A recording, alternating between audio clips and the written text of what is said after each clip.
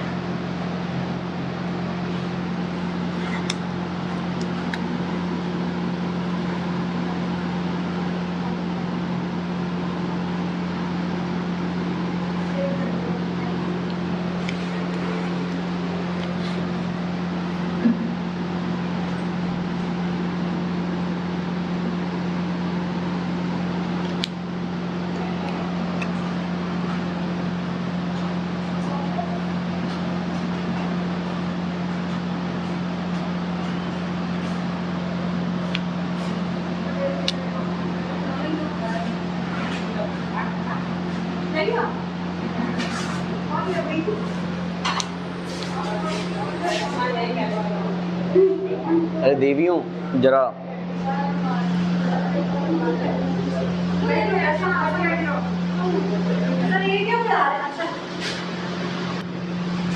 Listen.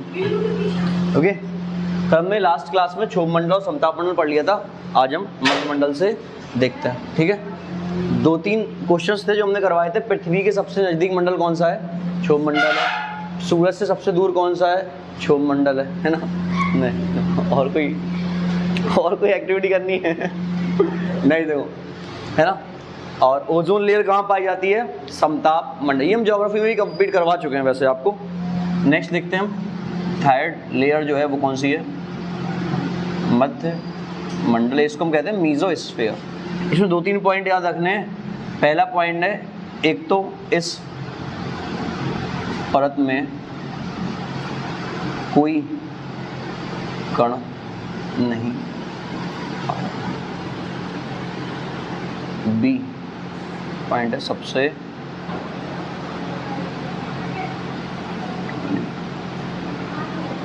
Coldest layer.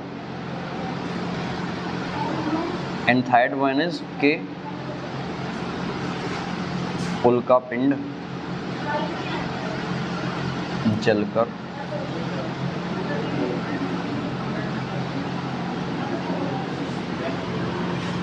Burnout हो जाता है।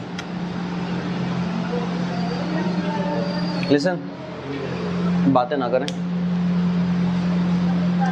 सुने।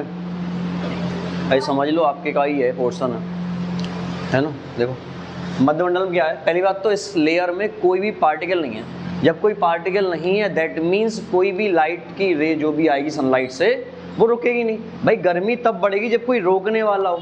अगर कोई चीज़ सीधी सीधी पास हो जाए तो क्या कुछ भी अफेक्ट दिखेगा? नहीं दिखेगा। तो मध्यमंडल एक ऐसा मंडल है जिसमें कोई भी कण नहीं है। अब जब पार्टिकल ही नहीं है तो क्या सनलाइट जो आ रही है वो रुकेगी? नहीं रुकेगी। और सनलाइट जब रुकेगी नहीं मतलब सनलाइट सीधी क्रॉस हो जाएगी, और जब सनलाइट सीधी क्रॉस हो जाएगी तो क्या वहाँ पे गर्मी बढ़ेगी? नहीं। इसीलिए सबसे ठंडा मंडल कौन सा है?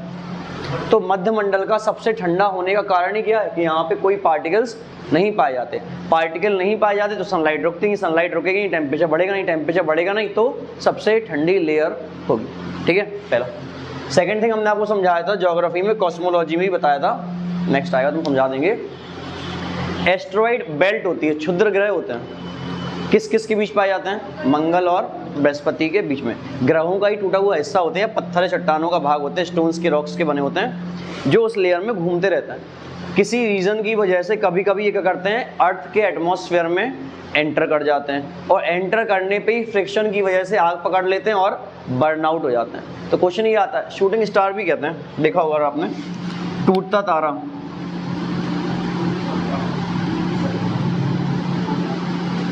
शूटिंग स्टार है ना। आप निकलता है, आप हाथ जोड़ कहते हो भगवान नौकरी दिलवा दो, है ना। सुपर की जो भी होती है, अगर कम चमक रहा हो तो छोटी आत्मा है, ज़्यादा चमक रहा हो तो बड़ी आत्मा है, ऐसा मानते हैं गांव में। ठीक है, रीज़न ही होता है। वो क्या होता है, वो आते फ्रिक्शन से आग पकड़ लेते हैं और बर्न आउट हो जाते हैं, उसको हम कहते हैं उल्का पिंड कहते हैं। देखो, जब तक कि वो चट्टानों का भाग मंगल और बृहस्पति के बीच में, तब तक क्या कहलाएगा? क्षुद्र ग्रह कहलाएगा, एस्ट्रॉइड कहलाएगा। जब वो अर्थ के एटमॉस्फेयर में एंटर करेगा और बर्न आउट हो जाएगा, जल के राख हो जाएगा, तो हम इसको मेटियोर्स कहेंगे। ठीक है, और बाई चांस कभी कभी ये बिना जले पृथ्वी पे गिर जाता है, उसको मेटेरॉइड कहते हैं, उल्का कहते हैं उसको। क्लियर? 3 पॉइंट याद रखने। सबसे ठंडी लेयर कौन सी है?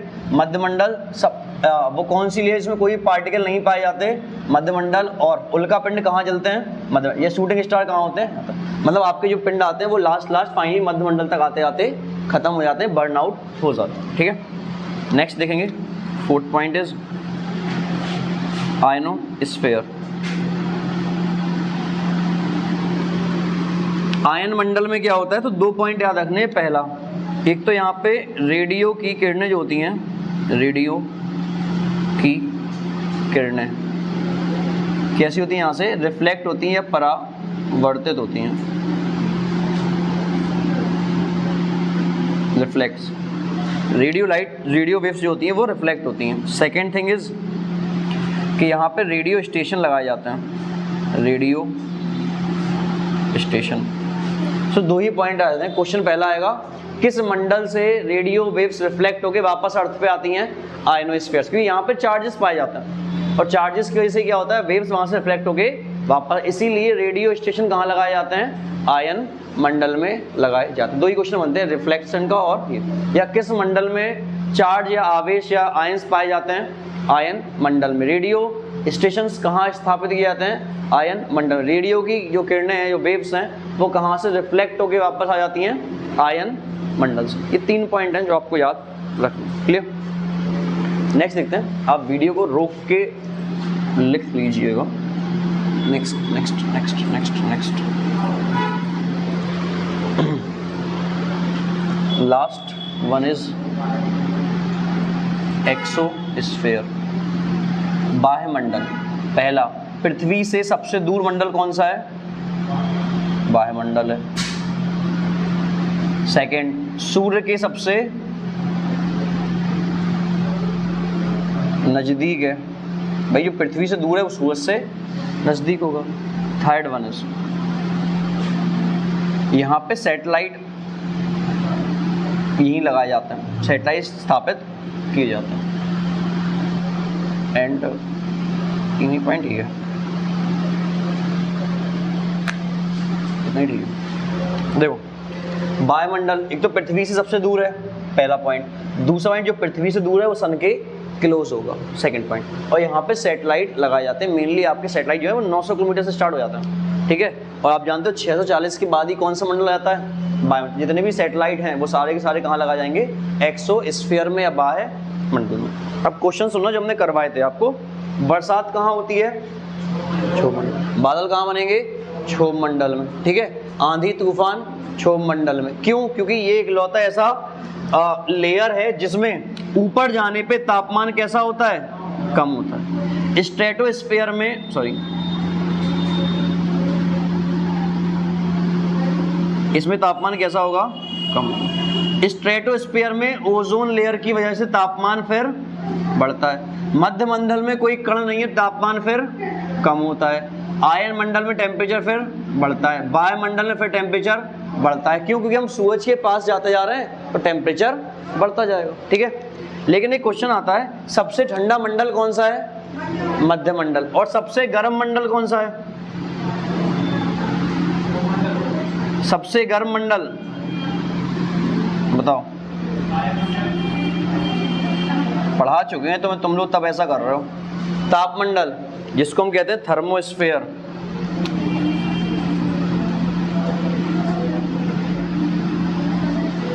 लेकिन आप कहोगे तापमंडल हमें तो इसमें कहीं दिख ही नहीं रहा है। बताओ फिर तापमंडल है कहाँ? बताओ आकांक्षा, तापमंडल कहाँ है? सबसे ऊपर कहाँ पे? समताप नहीं। सबसे गर्म मंडल कौन सा? सबसे जो हॉटेस्ट लेयर ऑफ एटमॉस्फेयर कौन सी है? हाँ है कहाँ? लेकिन है ही नहीं। वो तो पढ़ाया है, 3 से 4 बार पढ़ा चुके हैं। और हाँ, सबसे गर्म मध्य मंडल, आयन मंडल। बहुत गलत जवाब है, काफी गलत। इतना गलत कैसे हो सकता है भाई?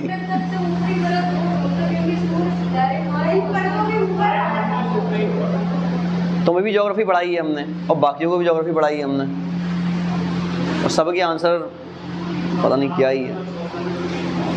किस किस के बीच में भाई? ये ट्रोपोपॉज है, जबरदस्ती में कुछ भी। इसको हम कहते हैं ट्रोपोपॉज, जबरदस्ती में। हम बता रहे हैं कहाँ होता है, सुनो सुनना। क्षोभ मंडल में नीचे से ऊपर जाने पे तापमान कैसा हो रहा है? कम हो रहा है। इसी वजह से बादल कहाँ बनते हैं? क्षोभ मंडल में। समताप मंडल में ओजोन की लेयर आ गई, और ओजोन का काम क्या है? 2। पहला, सूरज से आने वाली हार्मफुल रेडिएशन को एब्जॉर्ब करना, और दूसरा उसको रिफ्लेक्ट करना। तो यहाँ पे टेम्परेचर कैसा होगा? बढ़ेगा। मध्य मंडल में कोई पार्टिकल नहीं है, और तो सनलाइट डायरेक्ट क्रॉस कर जाती है, कहीं भी रुकती वगैरह नहीं है। और जब रुकेगी नहीं तो टेम्परेचर बढ़ेगा नहीं, और टेम्परेचर बढ़ेगा नहीं तो ठंडक होगी। सबसे ठंडा मंडल कौन सा है? मध्य मंडल।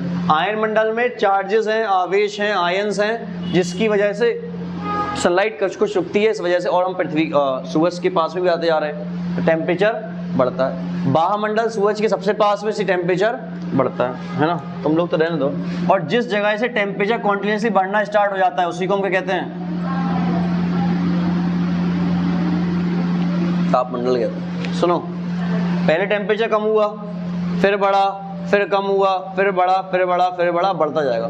तो जिस जगह से टेम्परेचर कॉन्टिन्यूसली बढ़ना स्टार्ट कर दे उसको ही कहते हैं हम। इन लेयर्स में ऐसा कुछ नहीं है। आयन स्फीयर के बाद से स्टार्ट हो जाता है, सॉरी आयन स्फीयर से मीजोमंडल के बाद से स्टार्ट हो जाता है, क्योंकि इसका टेम्परेचर फिर कम नहीं होता, बढ़ता ही जाता है ऊपर जाने पे। और जहाँ से टेम्परेचर कॉन्टिन्यूसली बढ़ना स्टार्ट कर देता है उसको हम कहते हैं थर्मोस्फीयर या ताप मंडल, ठीक है। अगर आपको इतने क्वेश्चंस पता है तो आप क्वेश्चंस कर ले जाएंगे। क्वेश्चन सुनना, पृथ्वी से सबसे नजदीक मंडल कौन सा है? और इस बार यूपी डेट में क्वेश्चन आया था, अगर ध्यान हो तो, है ना। पृथ्वी के सबसे नजदीक कौन सा है? क्षोभ मंडल। बरसात कहाँ होती है? बादल कहाँ बनते हैं? आंधी, बिजली, क्षोभ मंडल। ये सारी चीजें, मतलब जितनी भी मौसम संबंधी घटनाएं होंगी वो सारी की सारी कहाँ होंगी? क्षोभ मंडल में होंगी। एयरप्लेन्स वगैरह कहाँ उड़ाए जाते हैं? समताप। बेसिक सी बात है, बादलों के ऊपर उड़ाए जाएंगे, और बादल के ऊपर जाओगे तो आप कहाँ पहुंच जाओगे? समताप मंडल में पहुंच जाओगे। इसलिए प्लेन्स कहाँ उड़ाए जाएंगे? समताप मंडल में। ओजोन लेयर कहाँ पाई जाती है? समताप मंडल। ओजोन लेयर का फंक्शन क्या है? सूर्य से आने वाली, सन से आने वाली हार्मफुल रेडिएशन को एब्जॉर्ब करना और रिफ्लेक्ट करना, अवशोषित करना और परावर्तित करना। ओजोन का फॉर्मूला क्या है? O3। ओजोन निर्माण की प्रक्रिया क्या कहलाती है? चैंपमैन साइकिल। कि ऑक्सीजन जो होता है वो टूटता है तो उससे क्या बनता है? नवजात ऑक्सीजन, नेसेंट ऑक्सीजन, O बनता है। फिर वो जब नेक्स्ट मॉलिक्यूल से मिलता है तो ओजोन का फॉर्मेशन करवाता है, ठीक है। किस मंडल में कोई भी कण नहीं पाया जाता? सबसे ठंडा मंडल, शूटिंग स्टार्स, मध्य मंडल टूटता जा रहा, मध्य उल्का पिंड कहाँ जल के राख होते हैं? मध्य मंडल, ठीक है। या क्वेश्चन ये भी आया हुआ है कि उसको क्या कहते हैं जो पृथ्वी के वायुमंडल में प्रवेश कर, या चट्टानों का भाग जो पृथ्वी के वायुमंडल में प्रवेश करते ही आग पकड़ लेता है, जल के राख हो जाता है? उल्का पिंड। अगर ये बिना जले पृथ्वी पे गिर जाएंगे तो उल्का कहलाएंगे, क्लियर। नेक्स्ट, रेडियो स्टेशन कहाँ लगाए जाते हैं? आयन से चार्जेस कहाँ पाए जाते हैं? आयन मंडल में। रेडियो वेव्स जो होती हैं वो रिफ्लेक्ट कहाँ से होती हैं? आयन मंडल से। पृथ्वी से सबसे दूर मंडल कौन सा है? वायुमंडल। सूर्य से सबसे नजदीक कौन सा है? सैटेलाइट कहाँ लगाई जाती हैं? वायुमंडल में। नेक्स्ट एंड लास्ट क्वेश्चन है, सबसे गर्म मंडल कौन सा है? तापमंडल। तापमंडल कहाँ से स्टार्ट हो जाता है? मध्यमंडल के पास, जहाँ से टेम्परेचर कॉन्टिन्यूसली बढ़ना स्टार्ट, मतलब फ्लक्चुएशन नहीं होगा, माइनस है फिर प्लस है फिर माइनस है फिर प्लस है, ऐसा नहीं। जहाँ से कॉन्टिन्यूसली बढ़ना स्टार्ट हो जाएगा वही मंडल क्या कहलाएगा? तापमंडल कहलाएगा। इतने क्वेश्चन आपसे होंगे तो आप क्वेश्चन कर ले जाएंगे, और कोई डाउट हो तो पूछ सकते हो आप। कल का लेक्चर अपलोड नहीं हो पाया था तो हम आज ही करवा देंगे दोनों लेक्चर्स, आज का भी और ये जो बचा हुआ भाग था एटमॉस्फेयर का ये भी। कुछ क्वेश्चन से एटमॉस्फेयर में आते हैं, जैसे सबसे ज़्यादा गैस एटमॉस्फेयर में कौन सी है? नाइट्रोजन, उसके बाद ऑक्सीजन, उसके बाद ऑर्गन, उसके बाद CO2। नाइट्रोजन का परसेंटेज कितना है? 78.1%। ऑक्सीजन का कितना है?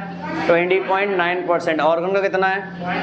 0.932% और CO2 का 0.03%। इनमें से सबसे भारी गैस कौन सी है? CO2।